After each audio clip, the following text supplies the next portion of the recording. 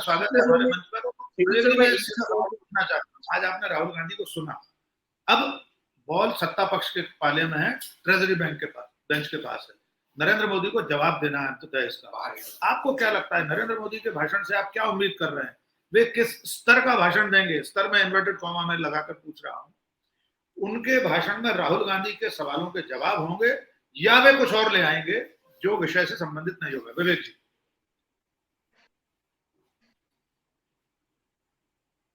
Unmute कर लीजिए।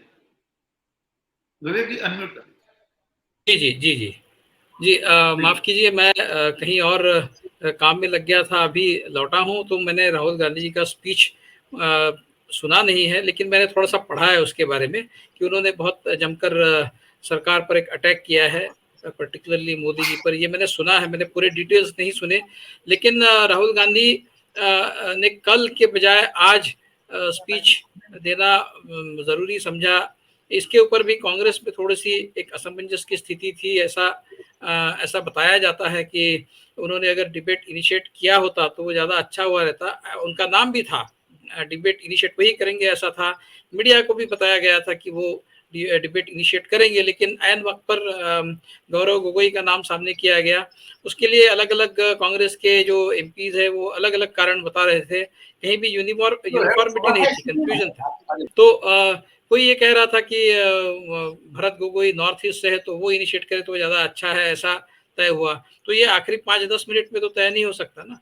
आखिरी अगर आपने राहुल गांधी का नाम ऑलरेडी दे दिया है, मीडिया को दे दिया है और पीठासीन अधिकारी को भी दे दिया है, तो ऐन वक्त पर भरत गोगोई का नाम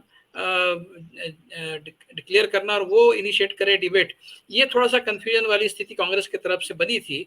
कुछ एमपीज ये भी कह रहे थे कि वो कांग्रेस जो है वो ट्रेजरी बेंचेस को सरप्राइज देना चाहते थे, मतलब कैचिंग देम ऑफ गार्ड जिसको कहते हैं अंग्रेजी में, इस तरह का कुछ स्ट्रेटेजी थी।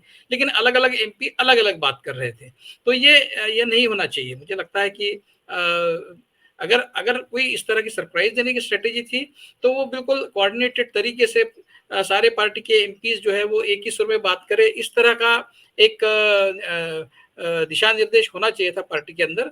ये न ये जो हुआ है कि राहुल गांधी शुरू करेंगे डिबेट और बाद में भरत गोगोई शुरू करते हैं, ये नहीं होना चाहिए था।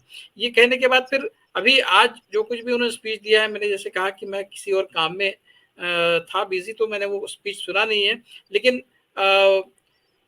मैं पहले से ये कह रहा हूं कि ये जो डिबेट है, डिबेट तो उन लोगों के साथ किया जाता है जो डिबेट करना जानते हैं। जो झगड़ा करने वाले हैं उनके साथ में डिबेट नहीं हो सकता। आप सोशल मीडिया पर भी देख लीजिए, आप कहीं भी देख लीजिए, इन लोगों के साथ में डिबेट नहीं हो सकता। तो मुझे लगता है कि ये, मैंने पहले भी ये बात कही है कि अनकन्वेंशनल वॉर है या सिमेट्रिक वॉर है। इसको कन्वेंशनल तरीके से लड़ा नहीं जाता।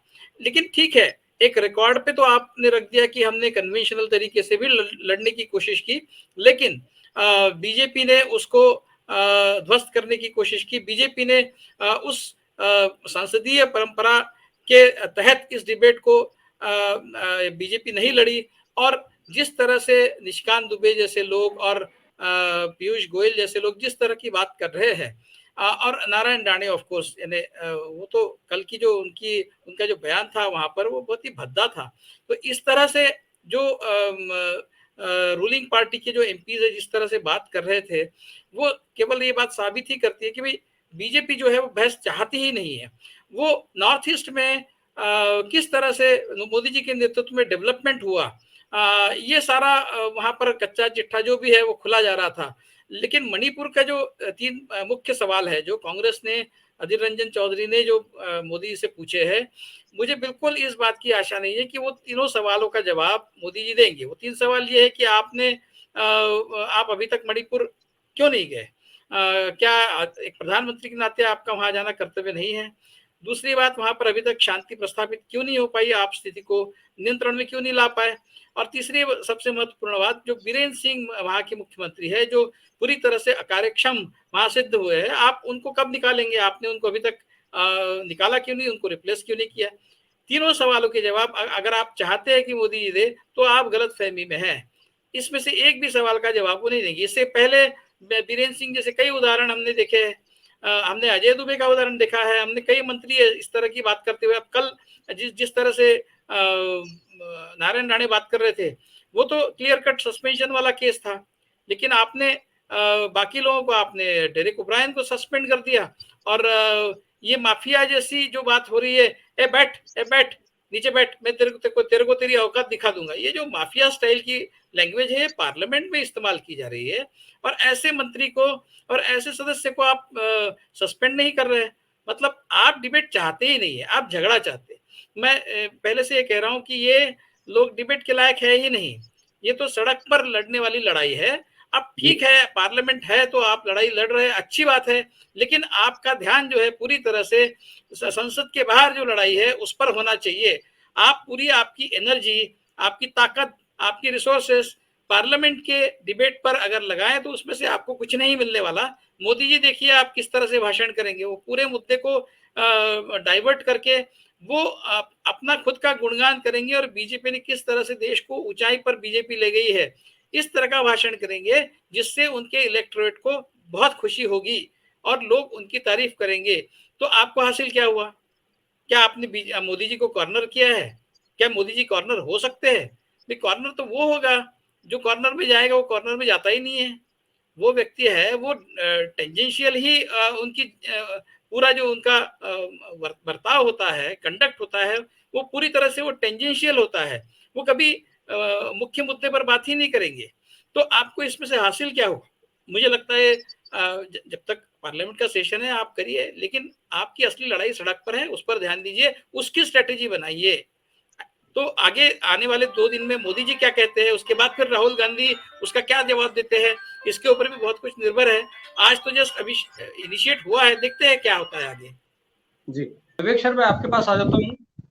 आज जिस तरीके से भी बात हो रही थी सर, अमित शाह भी पहले ये चीज कहते रहे हैं, जब कल परसों मुझे समय दिल्ली का बिल वो ला रहे थे उस समय बात हो रही थी, तो उन्होंने कहा कि चारा घोटाला जिसको लेकर के जेडीयू गई थी लोगों के बीच में, उनको अब अपने साथ में ला लिया। इसी तरीके की बात कल जब हो रही थी, नारायण राणे भी यही कह रहे थे कि जब हिंदुत्व की बात हो रही थी, उस पर नारायण राणे ने कह दिया कि भाई जब शरद पवार के साथ आप गए तब आप हिंदुत्व कहाँ चला गया था। सर, अमित शाह की वही भारतीय जनता पार्टी है जिसने महबूबा मुफ्ती के साथ मिलकर के कश्मीर में सरकार बनाई थी। ये वही पार्टी है जिसके सर्वे सर्वा मुखिया खुद प्रधानमंत्री नरेंद्र मोदी मध्य प्रदेश में खड़े होकर के चिल्लाते हैं कि 70,000 करोड़ का घोटाला अजीत पवार ने किया है, और तुरंत उसको गोदी में बैठाते हैं, उप मुख्यमंत्री बनाते हैं। कल सदन में जब कोई बोल रहा था, उसने कहा कि इस तरीके की चीजें हुई और मंत्री बना, तुरंत सत्ता पक्ष या विपक्ष की तरफ से बताएगा कि मंत्री नहीं उप मुख्यमंत्री बना। पर ऐसे भी लोग हैं जो विचारधारा की बात हो रही है सर, आखिर भाजपा के लिए कोई विचारधारा काम नहीं करती। भाजपा अपनी विचारधारा, किसी के साथ गठबंधन करे तो कोई विचारधारा नहीं, और जब दूसरे की बात आती है तो सारी विचारधाराएं जमीन पर उतरनी चाहिए, सबको विचारधारा का कानून पढ़ाती है। ऐसा क्यों सर?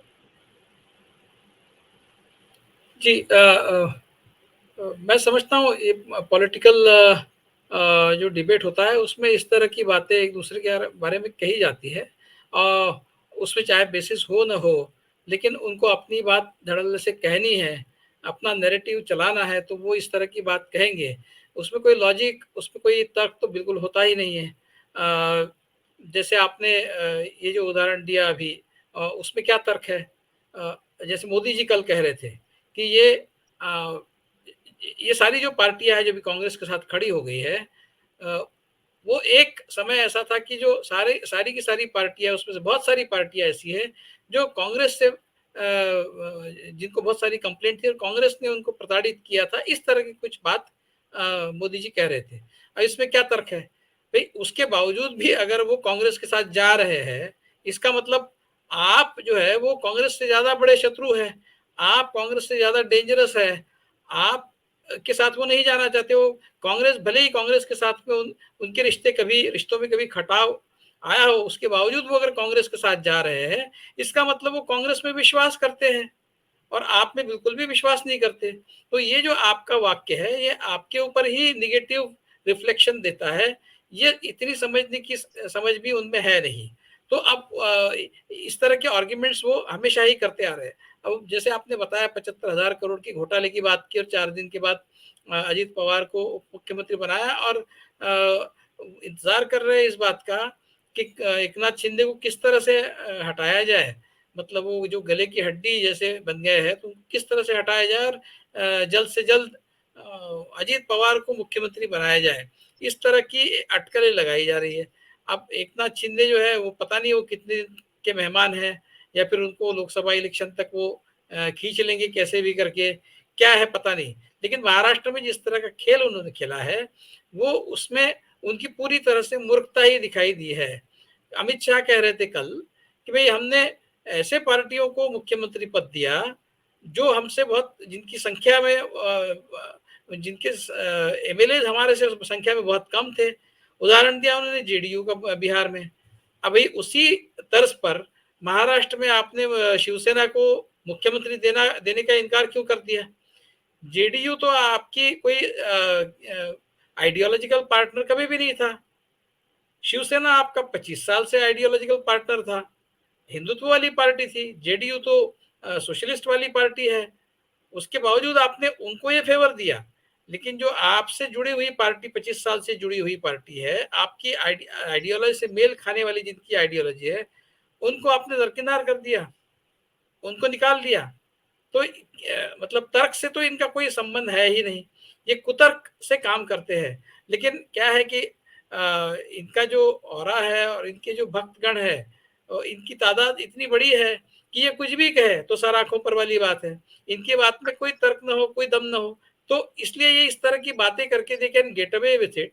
ये है आप, इसलिए मैं कह रहा हूं कि असिमेट्रिक वॉर है।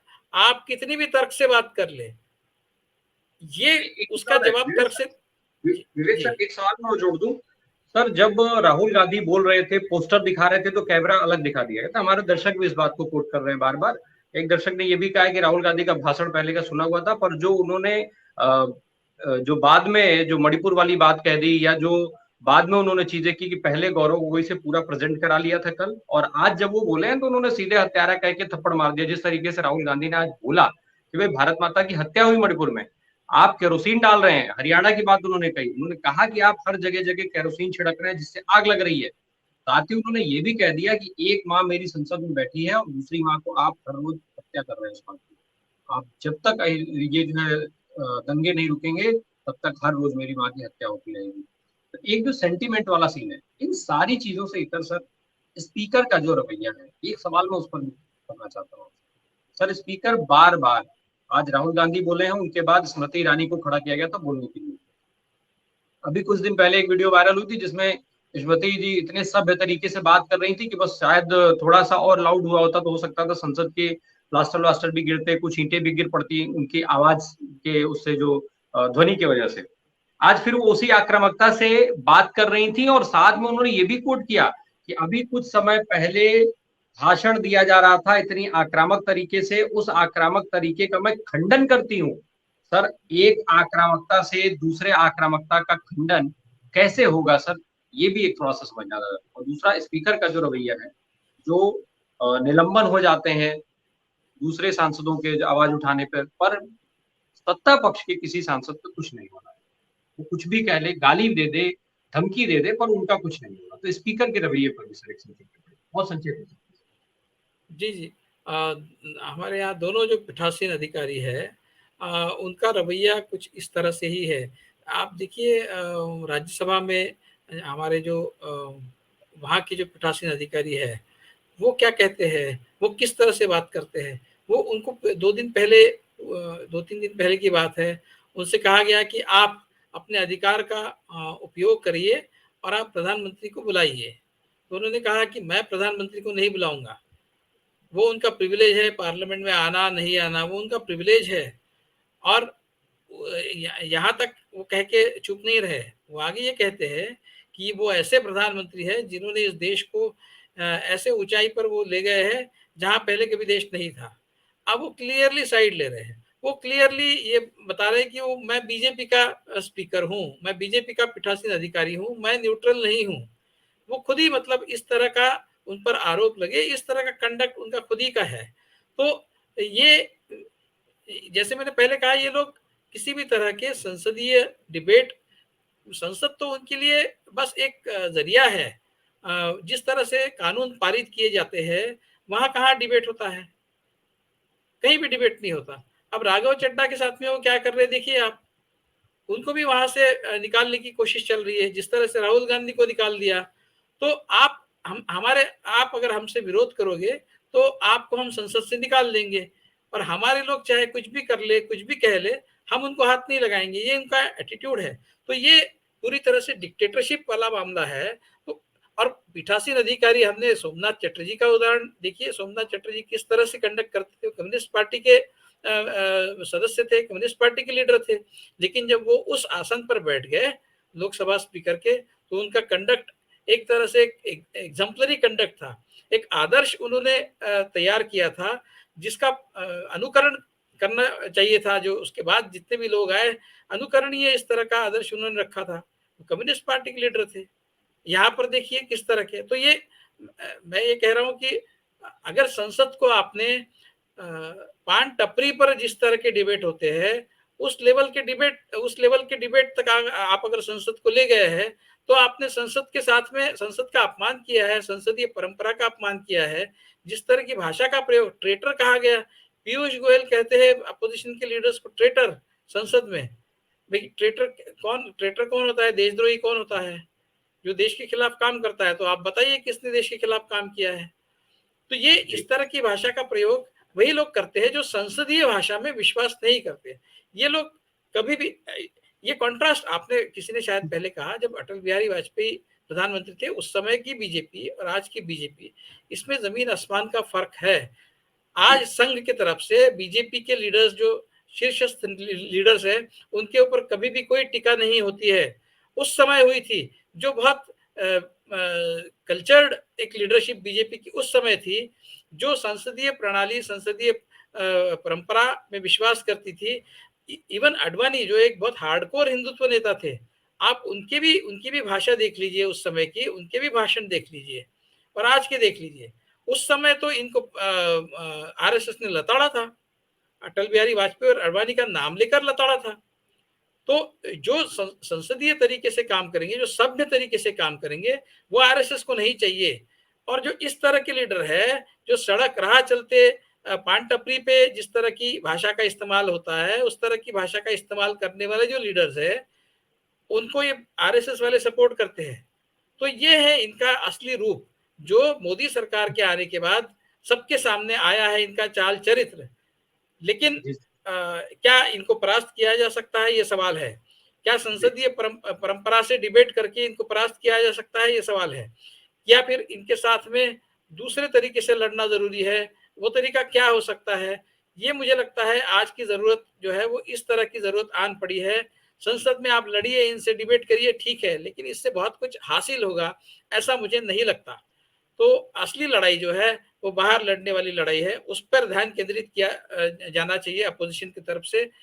इंडिविजुअली पार्टीज अपने अपने लेवल पर करें, और कंबाइंड जो अभी इंडिया का एक अलायंस बना है, कंबाइंड तरीके से स्ट्रेटेजाइज करके इस लड़ाई को 2024 के इलेक्शन तक एक लॉजिकल एंड तक ले जाना जरूरी है। वरना अगर ये फिर से 2024 में सत्ता में वापस आ गए तो किसी भी चीज को कोई अर्थ नहीं बचेगा।